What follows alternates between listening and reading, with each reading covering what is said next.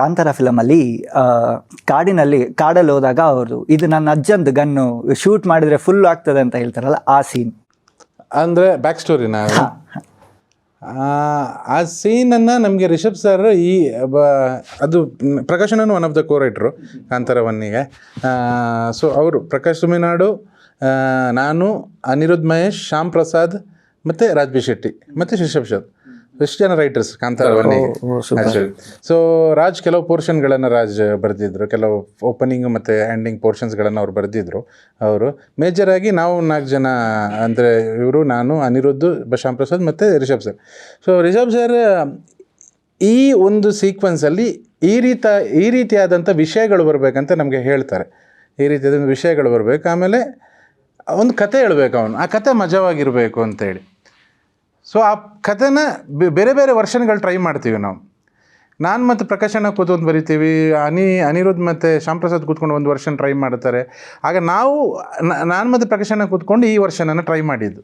ಇದೊಂದು 2-3 ವರ್ಷ ಟ್ರೈ ಮಾಡಿದ್ವಿ. ಈ ವರ್ಷ ಟ್ರೈ ಮಾಡಿ ಎಲ್ಲರೂ ಶ್ಯಾಮ್ ಮತ್ತು ಇವರು ರಿಷಬ್ ಸರ್ ಇರಬೇಕಾದ್ರೆ ಇದನ್ನು ನರೇಟ್ ಮಾಡಬೇಕಾದ್ರೆ ಅವ್ರಿಗೆ ವಾವ್ ಅಂತ ಅನಿಸ್ತು, ಈ ರೀತಿ ಹೋಗ್ಬೋದಾ ಅಂತ ಹೇಳಿ. ಸೊ ಅದನ್ನೇ ನಾವು ತಂದಿರೋದು.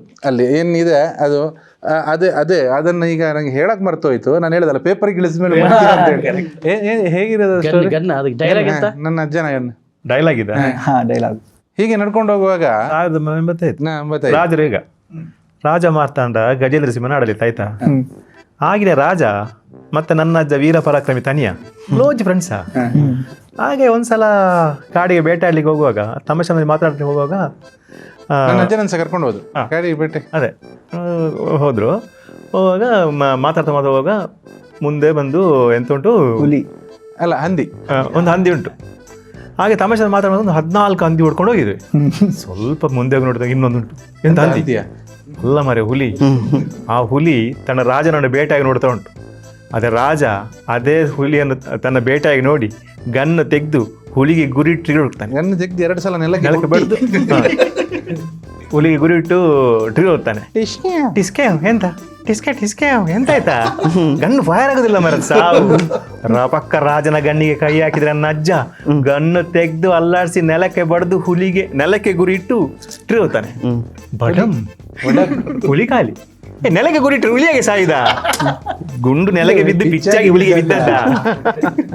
ಎಂತ ಕತೆ ಮಾರಿ. ಈಜಂತ ಅಜ್ಜಂತ ಸಾಯಿ. ಡಿಸ್ಕಷನ್ ಅಲ್ಲಿ ನಾನು ಮತ್ತು ಪ್ರಕಾಶ್ ಅಣ್ಣ ಅದನ್ನ ಡ್ರಾಫ್ಟ್ ಮಾಡಿದ್ವಿ. ಆಮೇಲೆ ರಿಷಬ್ ಸರಿಗೆ ಹೇಳಿದ್ವಿ, ಮೈನರ್ ಕರೆಕ್ಷನ್ಗಳನ್ನ ಆಮೇಲೆ ನಾವು ಇದು ಮಾಡ್ತಾ ಹೋದದ್ದು. ಫಸ್ಟ್ ಟೈಮ್ ಕೇಳಿದಾಗ ಇದಕ್ಕಿಂತ ತುಂಬಾನೇ ನಿಮ್ದು ಹೆಂಗಿರುತ್ತೆ ಸರ್ ಸಿಚುಯೇಷನ್ ಅಲ್ಲಿ ನೀವು ಬರಿತಾ ಇರ್ಬೇಕಾದ್ರೆ? ಫುಲ್ಲು ನಾವು ಮಜಾ ಮಾಡ್ತೀವಿ. ಆಕ್ಚುಲಿ ಕಾಮಿಡಿ ಮಾಡ್ಬೇಕಾದ್ರೆ ನಮ್ಗೆ ಮಾಡ್ತೀವಿ, ಗಲಾಟೆ ಮಾಡಿದೀವಿ, ಸಿಕ್ಕಾಪಟ್ಟೆ ಗಲಾಟೆ ಆಗುತ್ತೆ ನಮ್ಗೆ. ಕ್ರಿಕೆಟ್ ಆಡಿದ ಉಂಟು, ಸಾವು ಬಡ್ಸಿ ಮಾರಿ ಬರೀ. ಅಂದ್ರೆ ಅದೊಂದು ಈಗೋ ಕ್ಲಾಶಸ್ ಬರುತ್ತೆ ರೈಟಿಂಗ್ ಟೈಮಲ್ಲಿ, ಕೊಲಾಬ್ರೇಟೆಡ್ ರೈಟಿಂಗ್ ಅಲ್ಲಿ ಈಗೋ ಕ್ಲಾಶಸ್ ಬರುತ್ತೆ. ಆಗ ನಾವು ಅವರು ಹೇಳಿದ ಐಡಿಯಾ ನಂಗೆ ವರ್ಕ್ ಆಗಲ್ಲ, ನಾನು ಹೇಳಿದ ಐಡಿಯಾ ಅವ್ರಿಗೆ ವರ್ಕ್ ಆಗಲ್ಲ. ಅಂತ ಟೈಮಲ್ಲಿ ಒಂದು ಕಾಮನ್ ಗ್ರೌಂಡಿಗೆ ಬರೋಕ್ಕೆ ಒಂದು ಹೋರಾಟ ಇದೆಯಲ್ಲ, ಅದು ಭಯಂಕರ ಕಷ್ಟ. ಅದಕ್ಕೆ ಇಂಡಿವಿಜುವಲ್ ರೈಟಿಂಗ್ ಯಾವತ್ತೂ ಒಳ್ಳೆಯದು. ಈ ಗ್ರೂಪ್ ರೈಟಿಂಗಲ್ಲಿ ಇದೊಂದು ಸಮಸ್ಯೆ ಇದೆ. ಸೊ ಕಾಮಿಡಿ ಒಂದ್ಸಲ ಕ್ರ್ಯಾಕ್ ಆಯಿತು ಫ್ಲೋ ಅಲ್ಲಿ ಅಂತ ಹೇಳಿದ್ರೆ ಮತ್ತೆ ಮಜಾ, ನಾವೇ ಅದನ್ನು ಮಜಾ ಮಾಡ್ಕೊಂಡು ಹೋಗ್ತೀವಿ ನಾವು.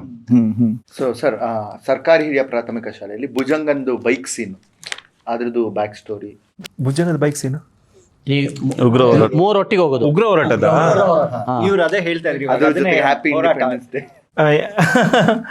ಆ್ಯಕ್ಚುಲಿ ನಾನು ಅದರಲ್ಲಿ ಬರೀ ಕ್ಯಾರೆಕ್ಟರ್ ಆಗಿ ಮಾತ್ರ ಇದು ಮಾಡಿರೋದು, ಮತ್ತು ಅಲ್ಲೇ ಸ್ವಲ್ಪ ಇಂಪ್ರೂವೈಸ್ ಮಾಡಿದ್ರು ಮಾತ್ರ ಆ ಸಿನಿಮಾದಲ್ಲಿ.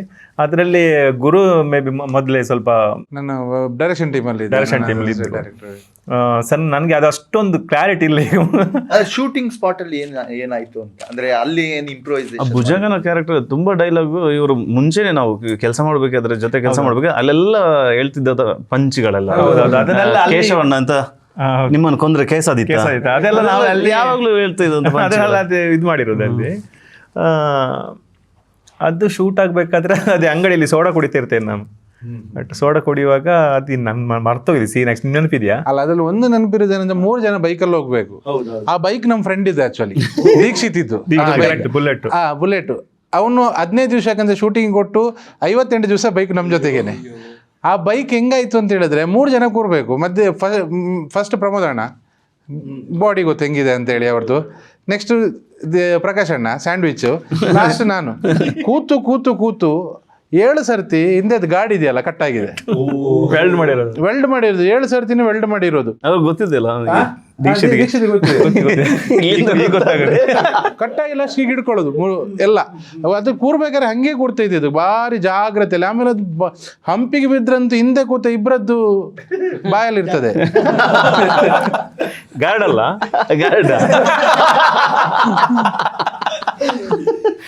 ಅಂತ ಸಮಸ್ಯೆ.